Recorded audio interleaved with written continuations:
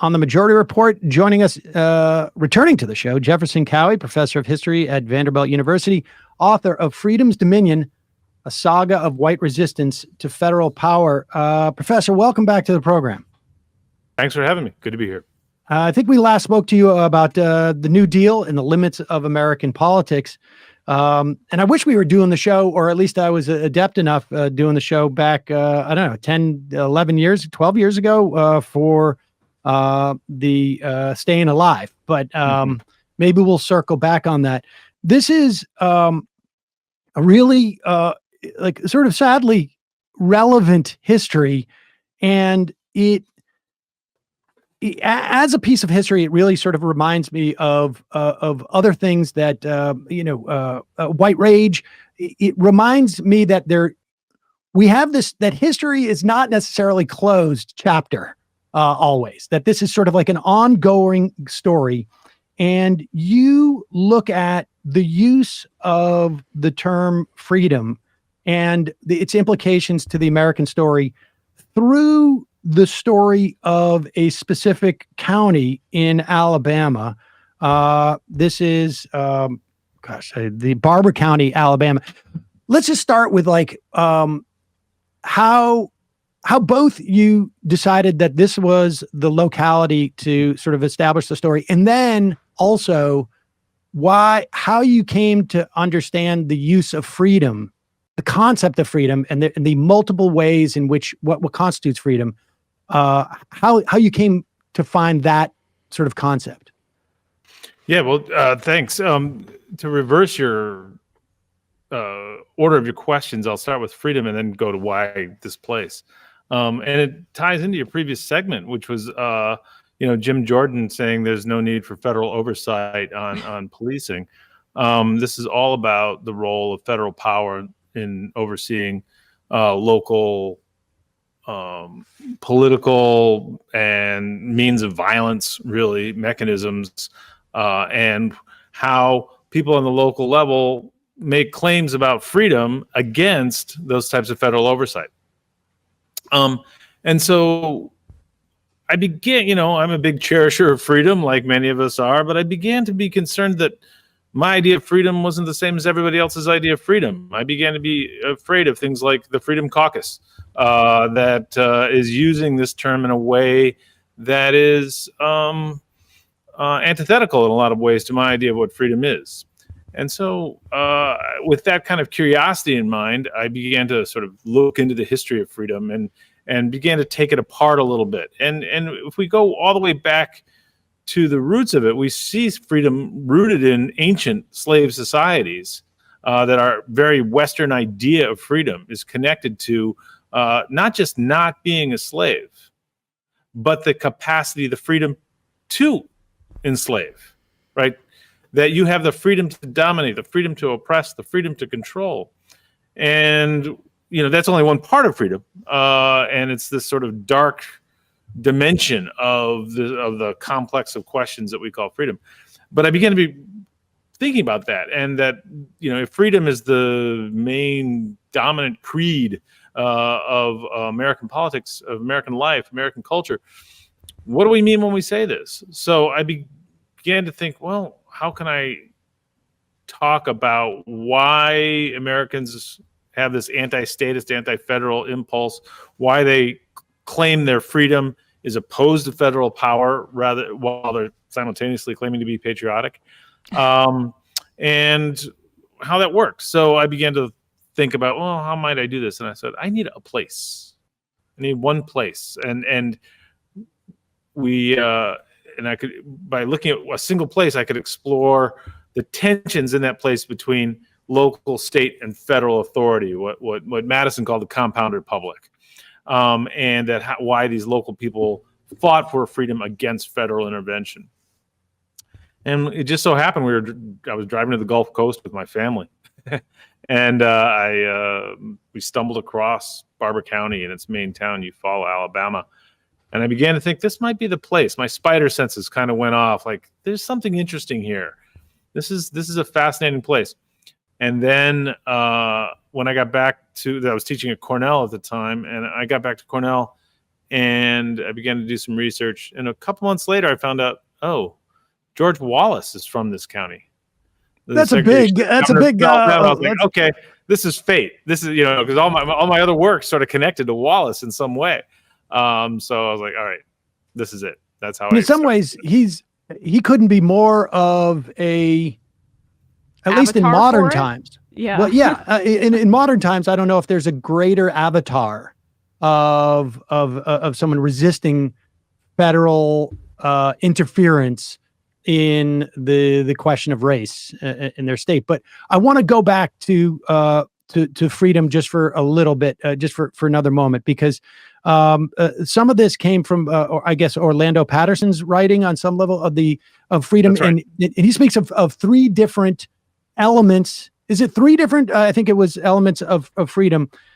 Yeah, Will you just go through those things? Because I think it's obviously counterintuitive on some level to think that freedom means freedom to enslave, but it's also, that construction is really fascinating to me, because we hear that in the context of tolerance and intolerance, almost like the inverse. Like, you guys say that you're so tolerant, yet you're intolerant of our intolerance. And right. and we see that it's almost like the inverse of that dynamic. But will you go through those concepts of freedom and explain sort of and these are ones that are broadly in the Western, I guess, psyche, if you will. That's right. Yeah. So Orlando Patterson wrote two enormous books on the idea of freedom in the West, going all the way back to ancient societies. And his basic model, if we're going to distill, 1,500 pages of dense prose, is that's what we're here for. That's right. That's why they pay me the big bucks. Is to he says that freedom is a chord, like a musical chord, and that it consists of three primary notes. And the first note is kind of the type of freedom that we all cherish, the Bill of Rights kind of freedom, the one that we have the freedom to dissent, the freedom of speech, the freedom that people cannot impinge upon our civil liberties, basically. Okay, so I think most Americans, more or less, kind of agree on that one. The second one is one we as Americans don't take as seriously, but we should, and that is the freedom to engage in a political community, the freedom to vote, the freedom to have the capacity to build a political community, to have voice in that community, essentially civic rights. And then the third one is the problematic one, the dark note in the chord, the sort of sinister sounding part of this, and that is the freedom to dominate. He uses the word sovereign freedom here. That is the sovereignty you have over a people, a land, a place. But it's really the freedom to dominate, the freedom to control. And apropos your earlier remark, philosophically, my freedom ends right before I punch you in the nose, right? Like, I can't do that. But in reality, that's really kind of the realm of the political philosopher. The reality is there's a long history of that idea of freedom not stopping with violence, with coercion, with control. And that begins really in Barbour County and much of the United States with the land grab from the indigenous peoples, on which American freedom is really, really deeply based. Yeah, let's talk about that, because what you do is you break down basically four periods. You know this, but four periods of Barbour County's history, starting with the dispensation of the Muskegee or Creek Nation. And we just spoke, I guess it was a couple of months ago, to Claudio Sant about the Unworthy Republic, which talks about that dynamic of essentially the clearing the Indian, the Native Americans at that time, or the indigenous people, from the land, essentially to fill it full of slaves, essentially at that point. That's right. But walk us through the relationship, because there was a sort of like a I guess, an ambivalent relationship between the federal government at that point. Part of it they were happy about, part of it not so much. Yeah, ambivalent's an interesting word there. Yeah, I'm a big fan of Claudio Sant's book, The Unworthy Republic. Everybody should pick that one up. It's a marvelous history. My story is a little different than Claudio's in that we're looking at much the same area in the southeast in the dispossession of Creek. He looks at Choctaw, Cherokee, a whole bunch of others, but I'm looking at specifically Creek land here. And the interesting thing is about looking at a community study, looking at one place, is you get a much richer, more nuanced, more sort of dramatic story because you're looking at a single place. And what happens in this one place is that Andrew Jackson, who is most famous as the man behind the Trail of Tears, the Indian Removal Act, the providing white people with land and liberty, actually tries to prevent white settlers from intruding on this 9-county region on the western bank of the Chattahoochee River, which is the border between Alabama and Georgia. And he essentially sends in federal marshals and federal troops to kick white people out, to keep them from violating the terms of the treaty with the last remaining lands that the Creek people possessed at this time. This is the Treaty of Cassetta. The Treaty of Cassetta, exactly. And so it's almost impossible to wrap your head around this, because here you see the guy who's in charge of opening up all of Western lands, this was the West at the time, to white intruders. Well, in this case, he basically sends these troops in to kick white people out of Creek lands. And this goes against the whole narrative that we know, the whole narrative that Claudio Sant lays out in such clear terms. And what that does is basically ignites a war between the intruders in the federal government, the white intruders in the federal government. And so this area that I'm looking at ends up being born in a conflict with federal authority over whether white people have the freedom to take Indian lands. And in fact, the very first action that happens in 1832 is the federal marshals go in and set fire to the main buildings in the town of Eufaula to get them out of Creek lands. And so I'm not trying to say Andrew Jackson's any kind of hero. He's still a fairly villainous character, I think, in the history. But in this particular case, what we see is a sort of microcosm of what I'm talking about, which is white people want the land. They feel they have the freedom to take that land, and they make that claim in very specific terms about liberty and freedom. And the federal government comes in as a tyrannical act, tries to stop them from stealing land. And they fight back. This is the Second American Revolution. We need to fight federal tyranny. That's no longer in our interests. And they turn against Jackson. What was it? What was Jackson like? What was that Treaty of Cassetta about? Was that essentially like, we're going to clear the Indian Removal Act is going to get you out of Georgia and here, but we'll give you, this is the frontier and you can have the frontier, essentially? Or what was Jackson's motivation here, right, for it? And maybe also talk about like what feels like, I don't know if it's the first like Ruby Ridge type of situation with that guy Owens, but speak to that as well. Right. Yeah. So again, that's why I'm not saying Jackson is some kind of hero, because his long game is to get everybody west of the Mississippi, get them out to Oklahoma, get them out of what is, as you put, some of the most valuable land in the world in the 1830s. Because in terms of it's just being very fertile, black soil that makes cotton, makes white gold. Right. And so the plan was, they'd already taken over a lot of Tennessee, most of Georgia, most of Alabama, but they had left this strip of land about the size of New Jersey for the Creek people. And the idea was for 5 years, the deal was for 5 years, there would be no white intruders. The federal government would oversee everything, and they would come in and they would privatize all the land and give these large plots to each member of the tribal communities.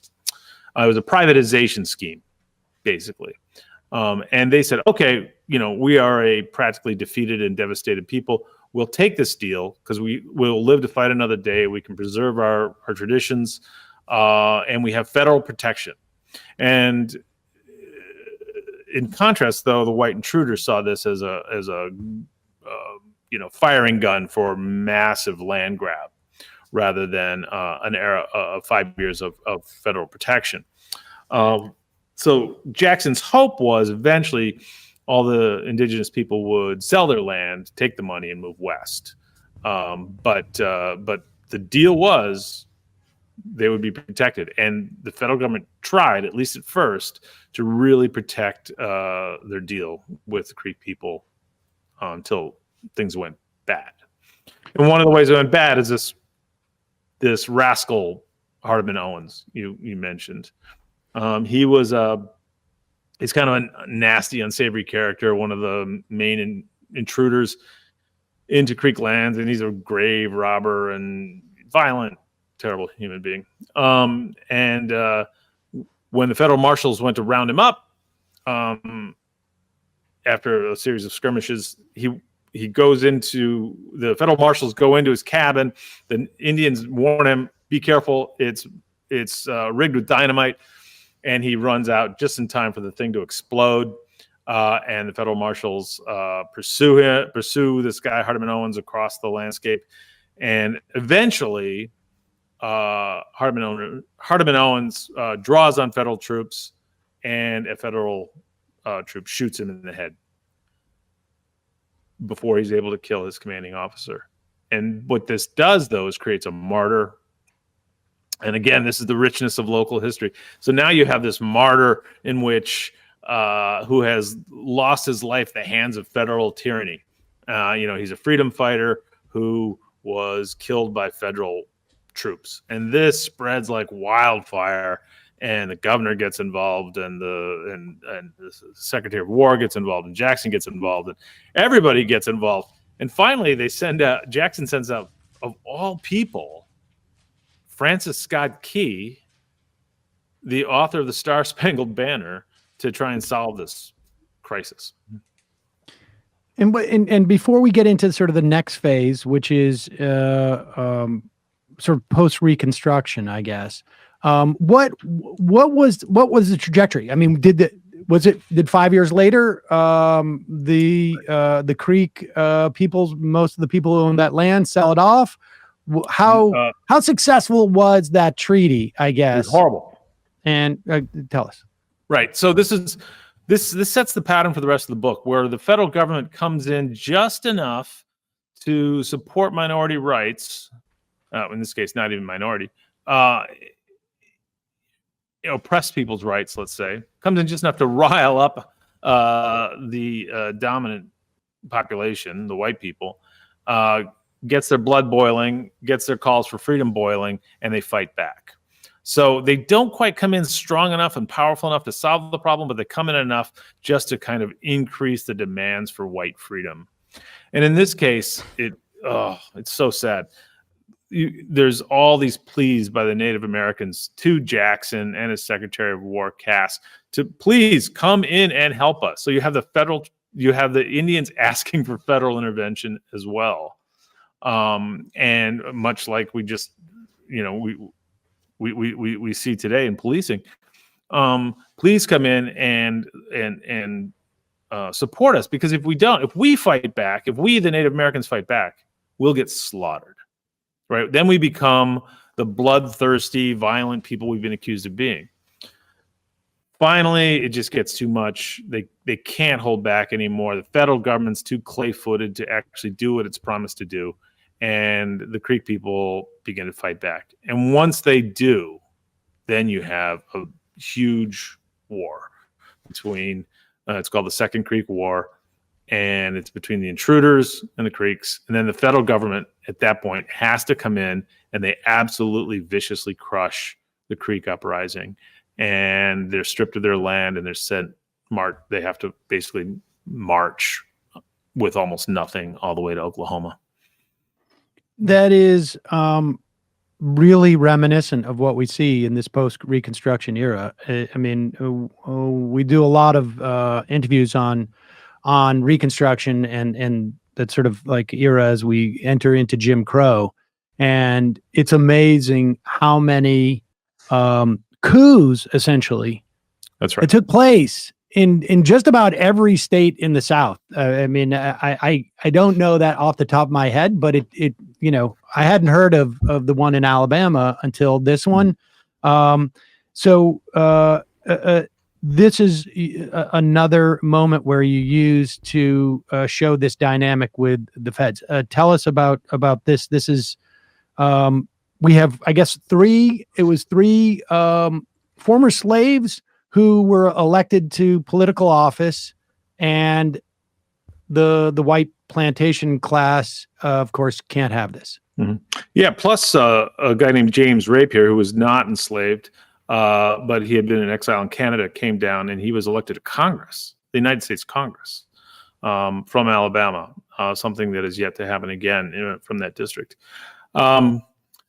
Yeah, so the story of Reconstruction follows a similar pattern, but even almost more dramatic. Well, maybe not more dramatic, but the federal government goes down to basically with the goal after the Civil War to enforce the Civil and Voting Rights Act, the first two elements of freedom that we talked about earlier, in the South, right? And they're going to do it at bayonet point. Like, these people have rights, and there's nothing you can do about it.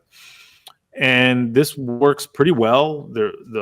You have a functioning, flourishing, multiracial democracy, more or less. There's corruption, there's problems, but there's also problems in New York at the time too. So, it doesn't serve us to get moralistic about this.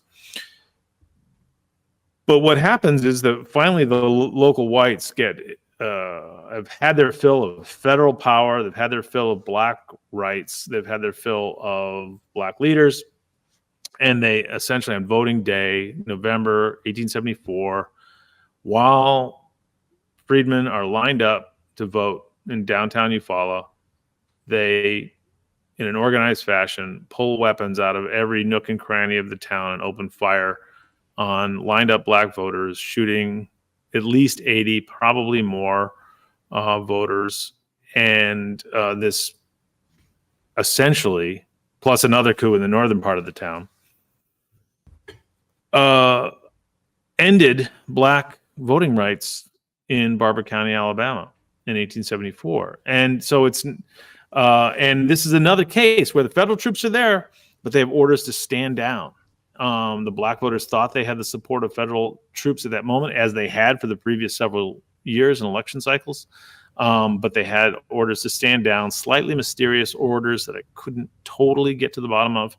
And they watched black people get shot in the street. And this is, again, like the role, I guess it exemplifies the role that the feds could have played in this moment, but didn't, but still represented this force that is going to interfere in our freedom to take control back of our town, not their town, even though they're here and it's their town too. That's right. And in fact, they are the majority of people in Barbour County. Black people, it's a black majority county. Not only could they, but they did. I mean, that's how those people got elected in the first place, is because there was federal enforcement of voting laws, and contract oversight and other things. So it was they went right up to the brink, and then they did not follow through at the last moment in that coup. And just a quick note on that: we often see this in memory as an election riot. And in fact, if you look at the little election markers down there, you'll see there was a riot here. Well, it wasn't a riot. It is exactly as you said. It was a coup. It was a massacre. It was a takeover of political power. It was a seizure of political power from people participating in the democratic process. And the only possible way this could be enforced is either through local black armed resistance, which would end very, very poorly because they would be massacred, or very serious, unremitting federal oversight of voting rights during Reconstruction. And then the third era that you talk about is almost like the beginning of the modern era on some level, in terms of the way that we see, because we had our chance in Reconstruction, and as a nation, it was really, in many respects, our real founding in many respects of like this version of America. Yeah, Eric Fodor calls it the second founding. Yeah, and this is and then the number that struck me was and I don't have the exact dates, I think, here, but from that time in the Reconstruction era, that period, 8% of the prisoners in that county were Black people.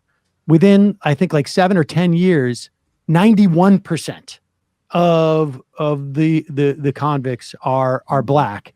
And this is the full retreat of federal power. And we get a guy named J.W. Comer, who ends up having a lineage of pretty. I mean, that family is not done. They were consistent, at least, I guess, is the best I could say. But walk us through what happens in that period. Right. See, I call this third section federal power and repose, and I think retreat might be a better word, actually. But so as federal power moves out after Reconstruction, this is when the types of freedom that federal authorities have been fighting flourishes, this sort of white freedom to dominate. And the first thing that happens is, after this coup in 1874, they start throwing people in jail. And it's not just because they think they're violating the law. It's because it becomes a system of political control and social control. And if you say anything against the Comers or any other elite family who might have been involved in that coup, you're off to the hooskow. But it's not just you're going to jail. J.W. Comer became a kingpin in Alabama's system of taking convicts out of these local jails and sticking them in the mines up in Birmingham, in some of the most horrendous, miserable working conditions ever devised in the modern age. At least during slavery, slave owners had a vested interest in keeping their slaves alive. Not the case in the convict mines. There is no investment because you can just go get yourself another convict. And the local sheriffs have an incentive to increase the number of convicts because they can sell them into the mines. This keeps taxes down because you have a different source of revenue. It's kind of a horrifically perfect system for white people at that time. I want to just be clear, though, that there is no mining in this county. It's just the guy who runs the mining sort of convict operation is in Barbour. He would rent out he was basically the broker between prisoners and mines that needed. He was almost like the temp agency. And he actually had his plantation running on these guys too, on these convict labor. So he basically had a neo-slavery system on his plantation after emancipation. And this was also coal too, right? And when we're talking about we're talking coal mines. Steel. And later, some of the biggest steel operations in the world, including U.S. Steel, bought in when they bought out the coal operations in Birmingham. This gives you a sense of like what people had in mind, I guess, when they were pushing the 13th Amendment. I mean, this feels like, it almost feels like you hear that story of what a business this becomes. It is, like you say, the perfect machine. It is social control, but it's almost all profit.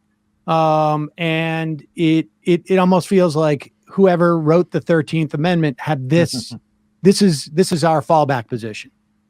Right. Yeah. The 13th Amendment prohibiting slavery except under in prisons. You know, that's a long-standing language, and so it's hard to kind of pin a conspiracy on that language. But it was certainly a conspiracy to use that language very effectively for social control, political control, and economic revenue. And then let's move into the fourth era. And before we get there, well, let's get there. And this is essentially the rise of George Wallace and this quote. I'm jumping ahead a little bit, but this quote of his from 1964, which I'm going to paraphrase, was being a Southerner is not geographic. It's a philosophy. It's a philosophy and an attitude. Right. I mean, that is, that sums it up. I mean, he got it right, and that was 60 years ago. And I mean, the durability of that quote is nuts. Yeah, George Wallace is a little bit of a political genius, really. I mean, that's not to say I have any respect for his positions, right? But the guy knew how to build political power. My favorite quote about Wallace was somebody who said he could have parachuted into the Albanian countryside in the middle of the Cold War, and he would have been running the Comintern in 3 seasons. He just knew how to make things happen politically. And that vision that Wallace country was the entire nation, he laid out in his 1963 inaugural address. When it's a very famous address because he said segregation now, segregation tomorrow, segregation forever. And this was the rallying cry for segregationists throughout the South to fight back against federal intervention in civil rights. But if you look at that speech more closely, he only uses segregation one at a time for a total of 4 invocations of segregation. He mentions freedom or liberty 24 times. It's saturated with the idea of freedom, that, tyranny is clanking upon the South and the chains are rattling and we need to fight and the federal bayonets are on the horizon. And so he knows that screaming about race is only going to get him so far. That's going to get him a lot of traction with the real racists. But screaming about the federal government is going to bring in the racists, and it's going to bring in the tax cut types, the deregulation types, the anti-statist types for whatever reason. And he's got a coalition. Who doesn't hate the federal government? Everybody's got a beef against the federal government. And so that really provides him traction. And that's how he really came to win the governor's office as the fighting judge of Barbour County, because he fought the federal government after the 1958 Civil Rights Act when they wanted the voting rolls for Barbour County. He said he wouldn't give them to him. And so that's actually how he came to power, was fighting federal government. That construction really, I mean, I see it a lot, I feel like, today, not just the freedom thing, like in the context of free speech, right? Like we see this, there is this sort of sense on the right, and in addition to the idea that there's this a philosophical and sort of an attitudinal, we're of the South, but it's not, it's not a geographic thing. It is right. It is simply a list of signifiers that we subscribe to, but that we see that now, like with free speech absolutism, it feels like on some level, which is sort of just a derivation of that freedom. Like it is, we use segregation as an example, but it's really not just limited to segregation, even though that is really what we really want is this one dynamic to suppress others. But it's the same construction, it seems to me, with so-called free speech. The idea that like people are railing against the authoritarianism in, people should use pronouns that people should want to use, or that the dynamic is similar. It seems to me. Yeah, I'm not quite sure which angle you're going at. Well, this with the freedom question. the use of that we don't hear that freedom is now sort of like that same dynamic exists, but it is in the form of like free speech absolutism, let's say, and the word tyranny is replaced with authoritarianism. And the idea in that dynamic of you need to be tolerant of our intolerance type of situation is the sort of flavor of this same dynamic that we see today. Well, again, I guess I personally, I don't care what anybody wants. The lack of tolerance seems to be digging in on all sides, right? Right, left, center, everybody's digging their ramparts and building the ramparts up deeper rather than just sort of. For me, I kind of don't care about that stuff nearly as much as I care about the right to vote and the right to a fair wage and the right, like core values. And I think all of this stuff prevents us from talking about more fundamental questions. And Wallace knew that too. He was actually originally kind of a progressive. He wanted to build roads. He wanted to build trade schools for people. And then you realized, what people want to do is hate each other, and I can whip that up. And it doesn't matter what tool I pick up, whether it's what you want to be called or he loved to make fun of how people dressed or whatever, make fun of hippies and things like this.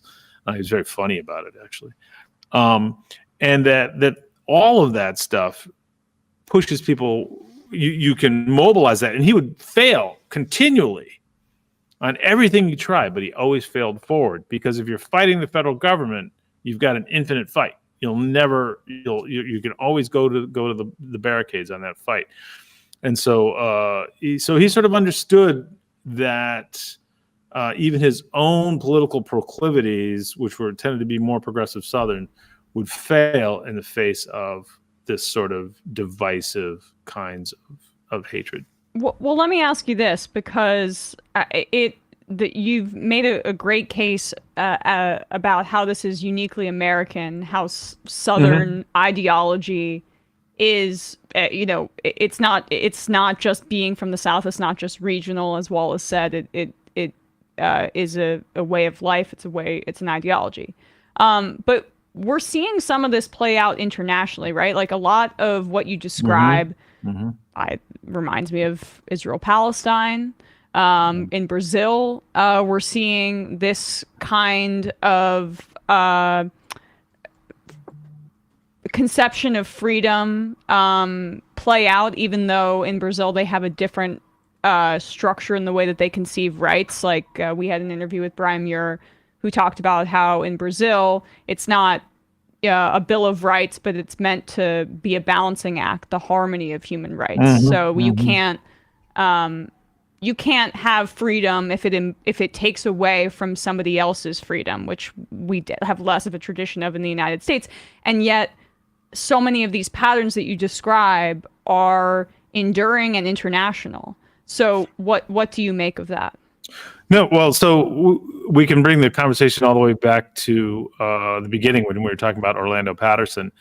And he basically says this is a problem with freedom itself. The entire Western construct of freedom that gets exported around the world is actually connected to this problem, right? And so you guys have nailed it on the head that it's not just an American problem, even though, Wallace understood the power of it on the American stage, the entire country, not just the South.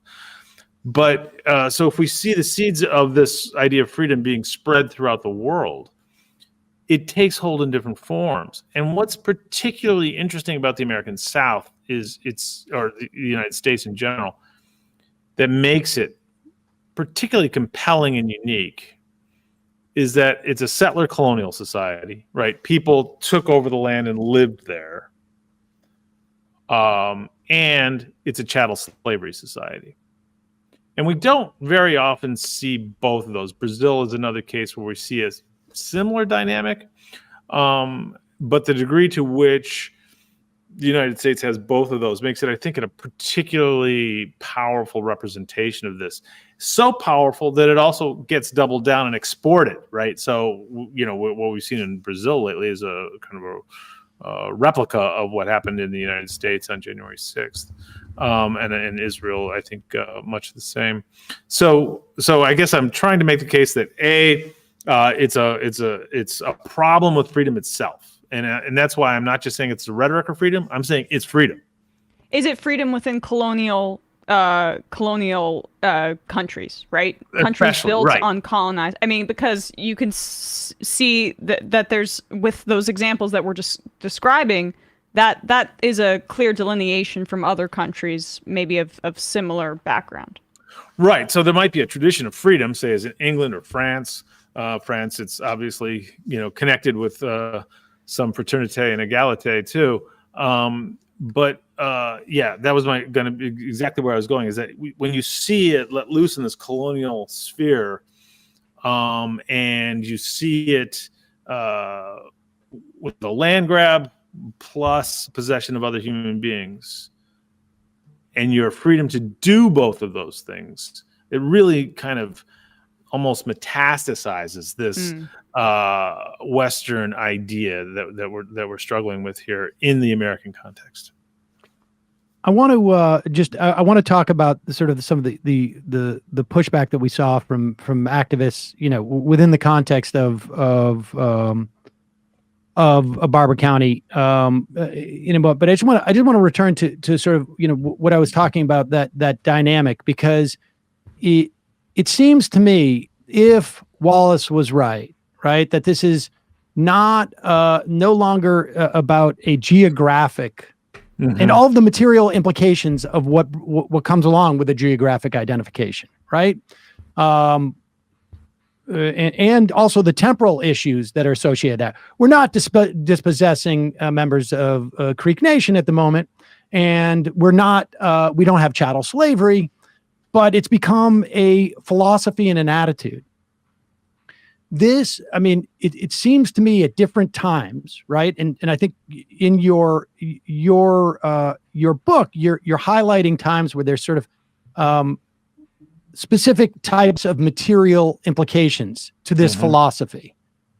But as that philosophy gets nationalized and it can't be applied in the same way, is not like, and I bring up trans stuff only because, we have 150 bills in 25 states right now that are directly implicated in trans care. And if I had to bet, without looking at those 25 states, there is no doubt in my mind that every state that had the highest number of slaves in a list are included in those in those 25 states.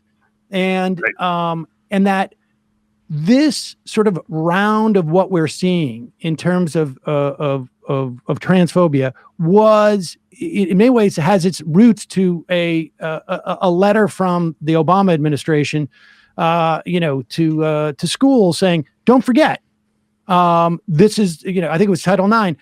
This is the way that bathrooms are, people can go to the bathrooms that they're identified with in schools. And 9 years later, 10 years later, it has got to the point where there is massive legislation. And that's the dynamic that seems to me to be like the same dynamic. It's just that we're going to apply it in different areas. It may be the IRS one day, but it's always nice to have a marginalized community that we can all agree their rights don't. That's right. I mean, because what's the infringement associated with trans people? It really, there's nothing. There's not that much. but it is this notion of like of that dynamic, which seems to me to be going on there. Yeah, and when you bring together a sort of traditionalism of any form that's fighting against federal authority, you've got a dynamic relationship, and that's what you're seeing. That you just described that perfectly. Whether these kind of crazy fights that we're seeing all over on these questions, and my book is in essence an argument against states' rights and in favor of vigorous federal enforcement of important social and political questions. Now, what other people say is, well, wait, what about local traditions? What about our way of life? What about we know best? We're the laboratories of democracy. Well, that's not really how history plays out. That all tends to be euphemistic for social control over embattled peoples. And federal government is the only real leverage that a lot of those folks have. Let me give you an example. And the scales fell from my eyes on this project when I was studying the civil rights era in Barbour County, and I got a couple chapters on what happened with the Martin Luther King's Southern Christian Leadership Conference movement there in Barbour County in the mid-'60s. And Hosea Williams, who's Martin Luther King's kind of key lieutenant, he's the guy who gets stuff done for SCLC. And he's poring over the county registration numbers after the Voting Rights Act. Like the federal government has come in and said, you have the right to vote. Here it is in federal law. And so they fan out, they try to register as many people as they can. And there's a strong movement in Barbour County, and Hosea Williams is back in Atlanta, and he's trying to figure out all the numbers.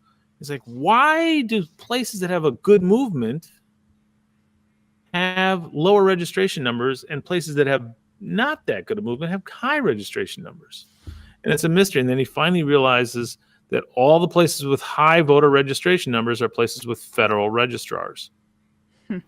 And that the federal government matters. Social movements matter, sure. Leadership matters.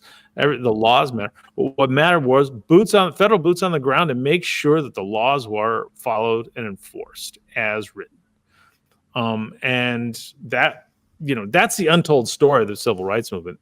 They didn't try to cross this bridge at Selma just to cross a bridge at Selma. They crossed the bridge at Selma to get the Voting Rights Act. And in Little Rock, it wasn't just a bunch of kids trying to get into school. But it took the 101st Airborne Division to make it happen.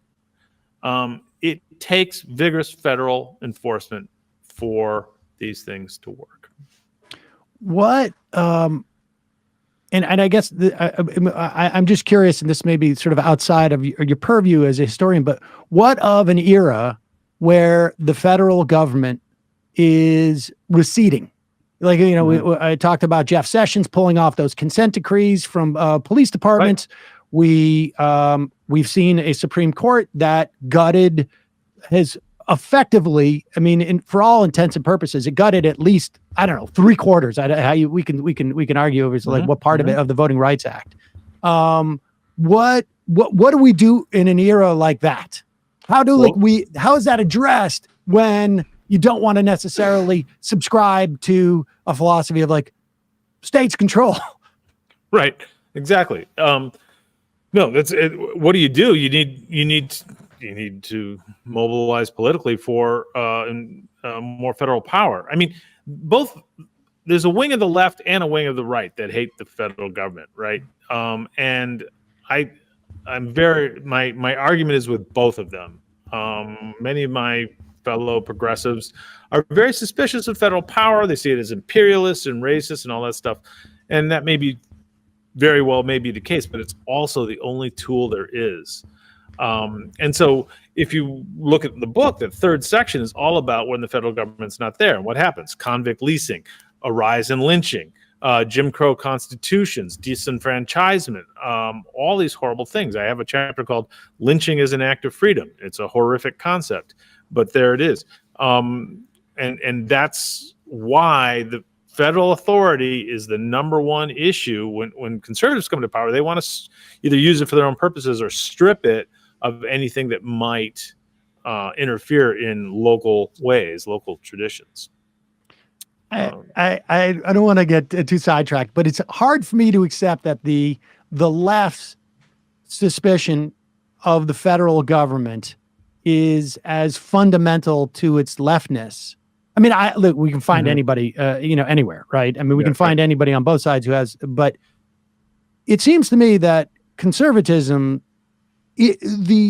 being essentially a neo-Confederate, and maybe this was different, prior to, well, I don't really think it was, frankly, prior to the Civil War, but being a neo-Confederate as opposed to really, a libertarian, if you will, that is fundamental to conservatism. Like, if you strip that notion of federalism away, there's really not a lot that's left anymore. I mean, we can argue that.